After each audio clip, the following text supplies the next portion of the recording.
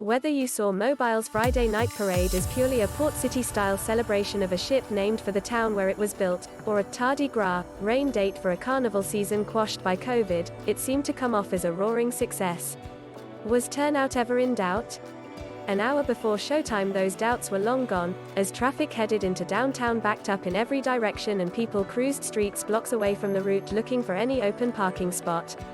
The route was shorter than a full-scale Mardi Gras parade, looping from Royal Street on the east to Washington Avenue on the west, about halfway to the usual western boundary of Broad Street.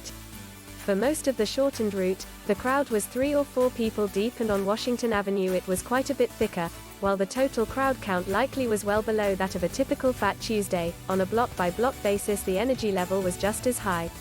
If there was a particular piece of the Mardi Gras parade experience that any given person was missing, odds were good that they got a taste of it on Friday. Moon pies and beads and serpentine flying through the air? Check. Stuffed animals and ramen noodles? Check. Weirder throws, for example, leftover visors from last year's Alabama deep-sea fishing rodeo? Check. Music was abundant.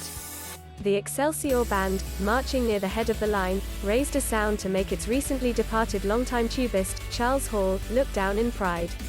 No disrespect to some of the other high school marching bands, who may have fired up later in the route, but the units from Murphy and Blount tore it up from the very first stretch of Church Street.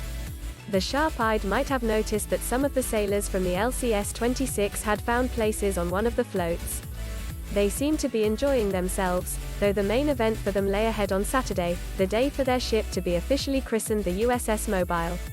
Mobile's Mardi Gras floats are always a riot of color and fanciful imagery, but this one took it up a level thanks to the diverse range of groups involved.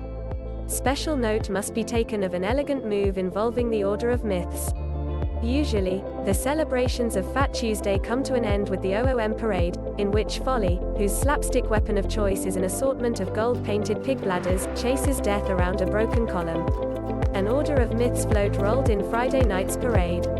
It featured a broken column. The pig bladders lay beside it, ready for Folly to take up. So did a pair of sickles, ready for Death's hand.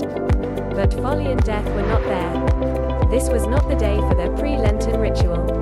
It was a clever, pointed statement about what Friday's parade was, and what it wasn't. It wasn't Fat Tuesday, postponed, because you can't do that. But it certainly was a welcome taste of something Mobile was missing. And a placeholder, as if to say, traditions deferred are not traditions forgotten.